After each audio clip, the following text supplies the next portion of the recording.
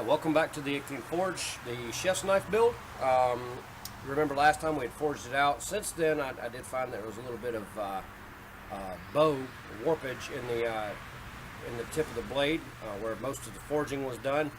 So I did take it back to the forge yesterday and clean that up. Also, here's the ugly mechanical weld I talked about that I had to put in the last time to hold it all together. We're going to be rough grinding all of this out and seeing about getting a good shape to it. They're right here at the junction. You can hang your fingernail, and I don't think you remember. Well, actually, that got deleted from the video. But I had a problem with the weld here. I actually don't think that's firmly welded right there at the edge, right at the end of it. So I'm going to grind through that, see what we come up with. Hopefully, we'll get the heat treating today, but we'll find out. Anyway, come along with me.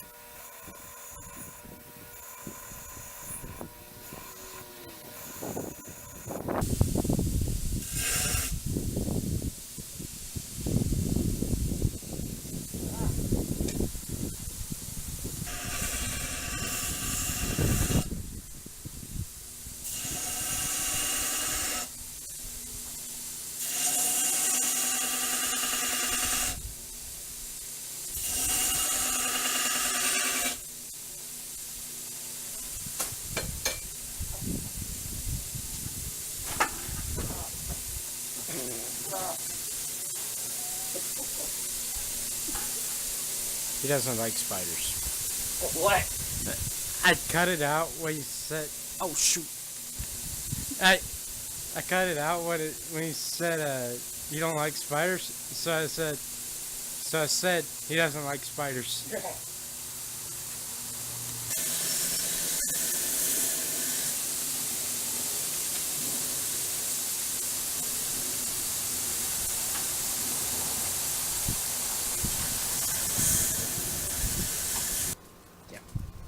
Okay, well, looks like for the most part my weld took very well here.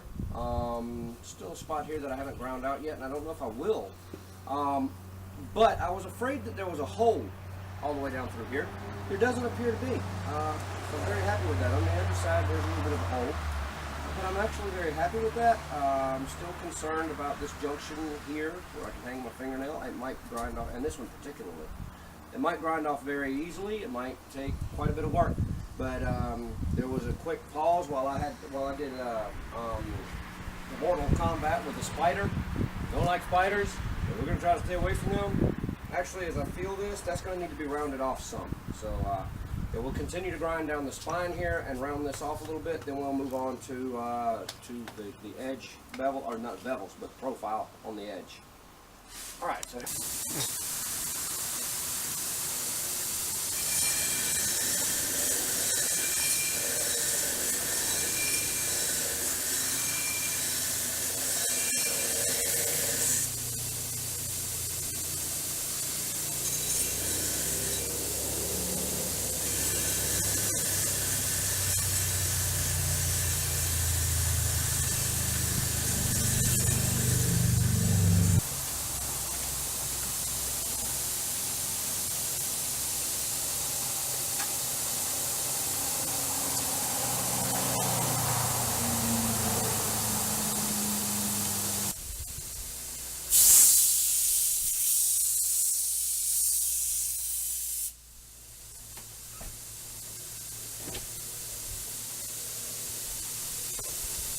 Call if I did or not, but The whole time I was grinding there, I didn't have my glasses on. So okay, you so video that. yeah. I'll have to make mention of that. Remind me. Safety violation. Mm-hmm.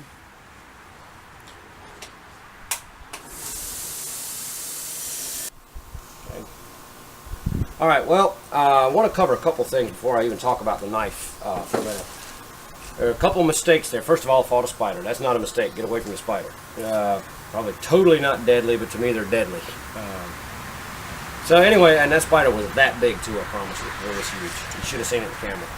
But anyway, a couple safety violations, a couple mental errors there. First of all, and the major thing is, my safety glasses were on my hat, not on my face.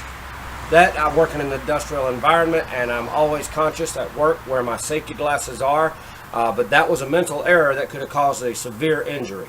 Those sparks are tiny pieces of steel that can embed themselves in your eye, and trust me, even wearing safety glasses, I've had steel dug out of my eyes before. It's not fun. Left a little crater there that I got eye drops for, and I had to beg the guy not to put me out of work because I needed the money. I didn't need to lay out of work.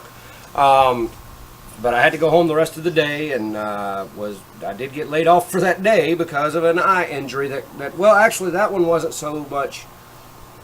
With the equipment I had, it was not really avoidable, and it happened. What could have happened here was totally avoidable. I got my mind strictly on grinding the blade and not on the safety involved in grinding the blade. Look, folks, please don't make my mistake. Pay attention to where your safety glasses are. Pay attention to your safety equipment. I also, right there when I first started grinding, the blade slipped. That was a mental error of mine, and got a nasty little cut from it. So, well, why don't you wear gloves when you're grinding? Never.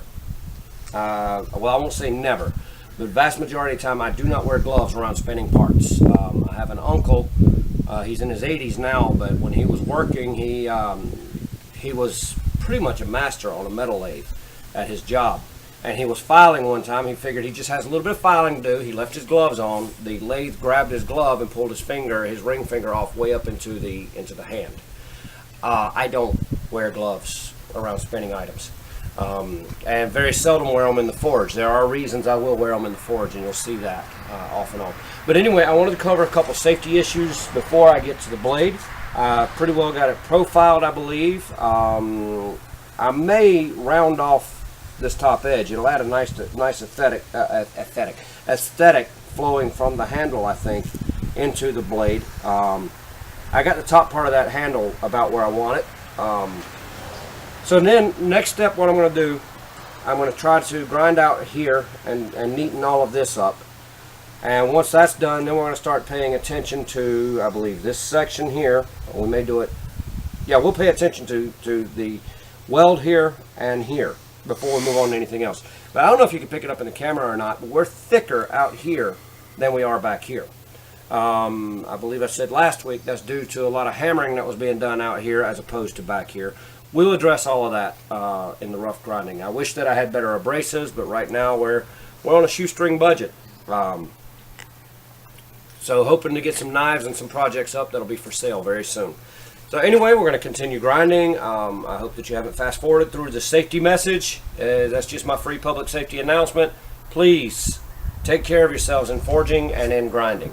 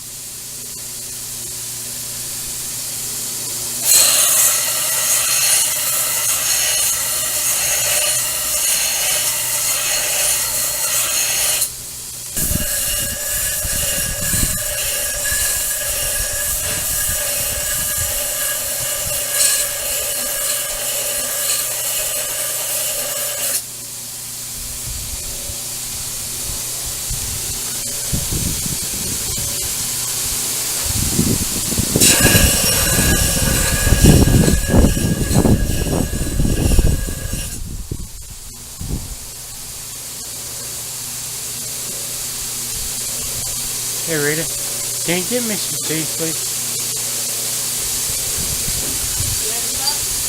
Yeah, should be on the table. That's excellent.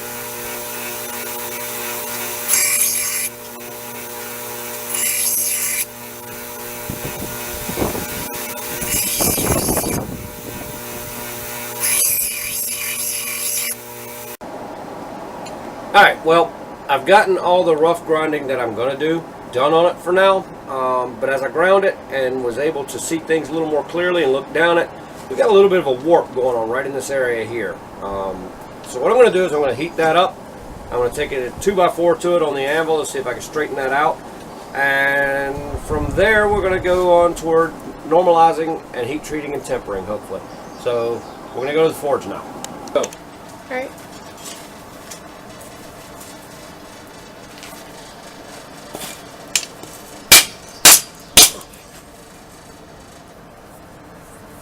Ah!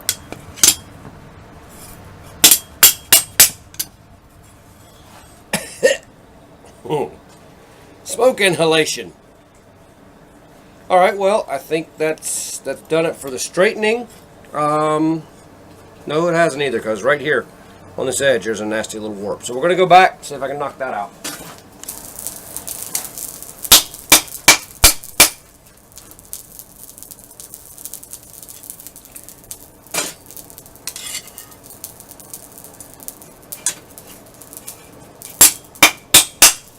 A little cold there. Yeah, I did it. Alright, so I'm going to set up and do some heat treating. Or no, normalization. Forget the step. Here we go.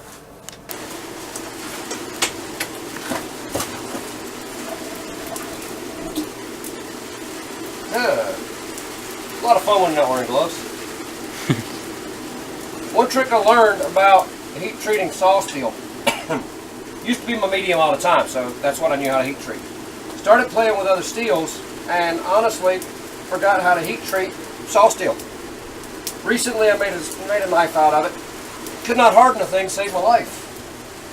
And well, you know, if you watch some videos, you see how they pull the steel out of the quenchant and have a period of time to straighten it before they go to temper, and they can put it in the vise and let it straighten out. My experience is that you can't do that with saw steel. If you take it out before it's, say, down to about 400 degrees, it's not going to harden.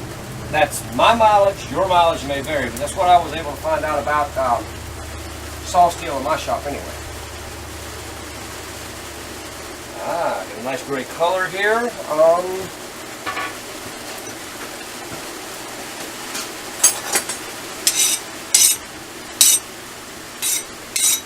Yep, you got it. All right, so now that we get a little bit of rain moving in, I'm going to take this in and stick it in the oven. And the heat, treat, and temper will be done. I'm going to put it in for 2 1-hour cycles. And we'll go from there. All right, well, kind of funny. We got sun shining and raining. I thought that happened in Florida, not North Carolina. But yeah, we got a little storm moving in. It's just in time, it looks like. I'm getting, even in my shop here, water's running down the rafters and hitting me in the back. But, so we got the blade heat treated and I'm tempering it now. It's going to run 2 1-hour cycles in my oven in the house at 450 degrees. Next week, or next time, I'll say next time, not necessarily next week, we'll be doing the edge beveling and everything on the grinder. I'm hoping that'll be up next week, but we've got some stuff going on next week, so maybe not. Bear with me, it'll be back up very soon. So, because we're very serious about getting this channel off the ground and getting the channel moving. But, so yeah, yeah, anyway, so we're looking forward to getting things up and going again. And, so we'll see you next time, and have fun. And if you go to the forge, remember the safety tips we talked about. We'll make sure you have your safety glasses on your face, not on your hat, not on your shirt, not laying off to the side, but on your face. Respirators are a plus. I don't always wear my respirator. I should. Don't let mental problems, mental lapses like that blind you or cause grinding bites. I get those often. But that's really not a bad one. It'll burn like crazy tonight. But anyway, so yeah, be safe. Get out and make something. I'm kind of stealing from Black Bear Forge on this one. Check him out if you don't know him. He's a great smith. I'm learning a lot from him. Anyway, we'll see you next time.